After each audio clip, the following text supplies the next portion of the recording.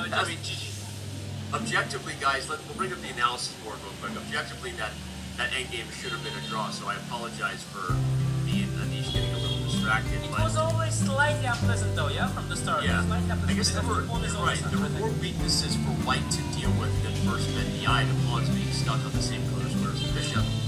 And that left Fedoseev with some chances. He kept pushing, and then here we go with the blunder of king g3. So look at that. And actually what we actually saw is that the guy is incredibly good at time scrambles, yeah? He just out time scrambled him from the start. First he was much worse, and then in no time he tricked him and got into endgame. Firouzja tried to make the draw, but he failed. Yeah. It was sorry. No, we did. And again, if you're just joining us, as we keep saying, where have you been? This was the final position of game one. Fedoseev beats Firouzja, and this is why we're talking about a preview of the match, Anish. And again, of course, Firouzja's the favorite. I'm not disagreeing with that, but I called Fedoseev for the upset here, for the record. I think that this could be one that shocks the world, and Hikaru. So there's some site that has chess betting. I don't think I'm allowed to talk about that. I won't say the site, but there was some line on this match, and Firouzja was like a 3-1 favorite, and Hikaru was like, that's ridiculous. There's no way Fedoseev is a 3-1 dog, and I think he's right, even if Firouzja is the favorite. Yeah, Hikaru knows these boys. Yeah, he's playing them non-stop. Yeah. And what I'm somewhat surprised is how conservatively Big Fish is playing this game with white. He's much more into funky ideas, even in classical chess, let alone Blitz. And here he's playing some kind of very positional mainline of the Catalan. Yeah. He's taking it very seriously, I think. He is taking this match very, very seriously. More seriously than I've ever seen him take anything. Yeah. Well, let's not forget, he made it to the quarterfinals of our Fisher Random World Chess Championship back in 2019, the first ever FIDE official Chess 960 World Championship. And he surprised many. I would say that guys like you obviously know how good Fedoseev is, but I feel like that was, at the end of 2019, that was when he really made a name for himself. I think people were like, wow, who is this guy, right? Because I know him since I am 8 years old, like literally. Like we grew up in the same city. We are 1 year difference. So I knew him since he's a total kid. And we were both like totally unrelated, completely different type of that's awesome. So I know him very well. Very well. He was always trying to impress, and I think that haunts him a little bit in his classical chess. Like he's trying to show off and impress the audience. Even when there is no audience, he's still trying to impress it. It's kind of like me, I guess. You know, I get it. I get it. Yeah, exactly. Except that he can play chess. Very well. Just like I always act like people are watching my shows, and even when no one's watching our show, right? There's no audience. But all right, you're saying he's taking this seriously. Let's back up to the analysis board, as Anish highlighted that this was a very positional opening. We have a mainline Catalan here. Just no weird H4. I don't know. Yeah, none of the craziness. Very conservative. Yeah, very conservative. And as we catch up to the live position, White has a small positional edge based mainly on the fact that the pressure on the C file kind of forces Black's hand to advance. And not that that's the worst, but now that changes the structure where it opens up. White might have new targets, a hanging pawn structure, or an isolated pawn. Yeah, in theory, but I am always skeptical about these kind of positions, to be honest. Yeah. There are issues why it's facing as well. So, for example, after DCPC, there is a threat of G5, first of all, winning the knight. Secondly, if ever you start getting blue pushed back, black can go D4, get space in the center, and then it's nasty. The diagonal is there, knight comes to E6, comes to E5. It can go either way very quickly. It can really go south for white. I like it. So there you go. So C5 played aggressively. DC5 is now on the board. I bet Firouzja's calculating Geary's G5 here. I just told you Geary, even though you're right in front of me. I'm going to start doing that from now on. You call me French, so I'll just refer to you as Geary. I call you Wrench. You think he's thinking about G5 though? Seriously? C6. Yeah, G5, C6 is there. That's the problem. I'm going to show that. Not because I didn't see it, but for the fans, C6. Intermediate moves, guys, get some.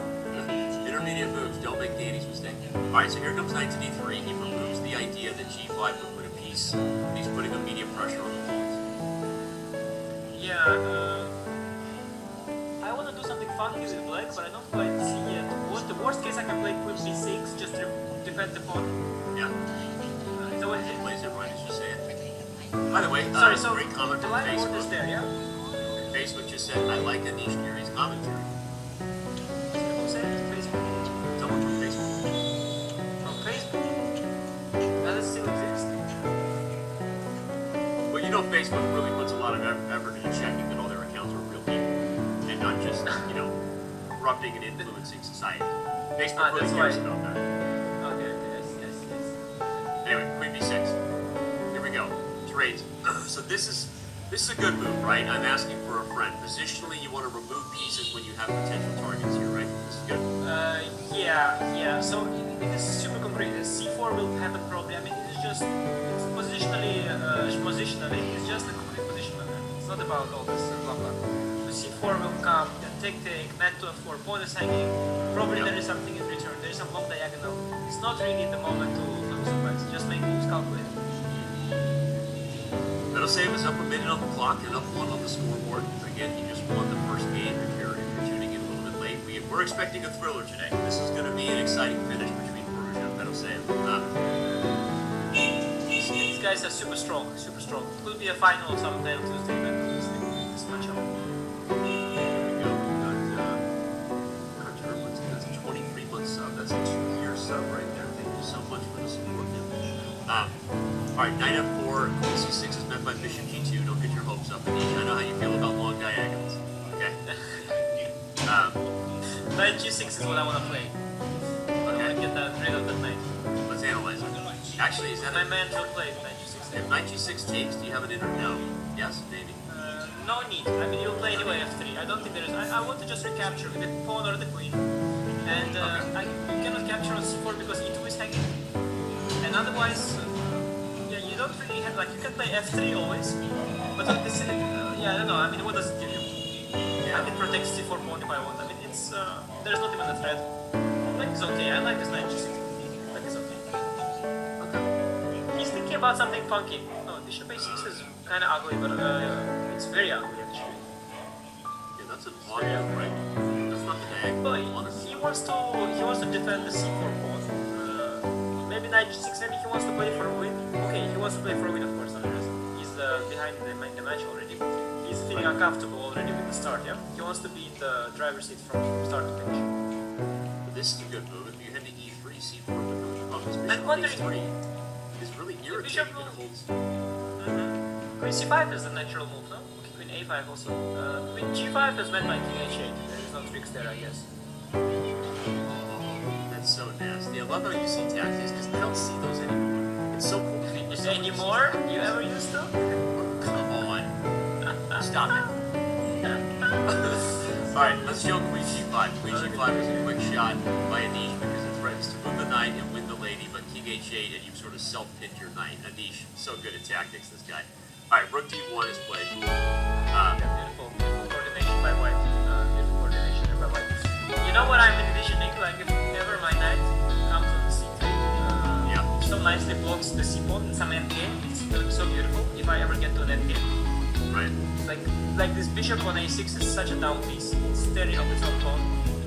But yeah, now knight c3 I think is a bit early. I would like to, for now, keep the knight more active because we are in the middle. And you see that Fedoseev is now playing for d2. 97 check is the kind of thing you want to really watch out for. 96? That's horrible. Bishop e6 is only winning. What is that? Oh wow, and bishop e6 takes, are you already? 97? 97, and you can't take the knight in front. Let's just show it. Take, guys, it's playing horrible. Fedoseev sees it. Fedoseev sees it. Oh my god. Here we go, you saw just give the old shake and bake head nod, right? He's slightly out of shape. Also yesterday, he finished very high. Yeah. Okay, so when the king moves to h8, what's the finish as they start the next game? Let's show it on the analysis for you. So remind everybody again. Knight c6 is there just before. Yeah, here was the finisher. Fourth down. If rook takes, it was going to be rook takes e7, rook takes d8. And if the king moves, knight c6 comes with tempo and wins the house. So again, knight e6 was the blunder heard around the Firouzja household there, and just like that,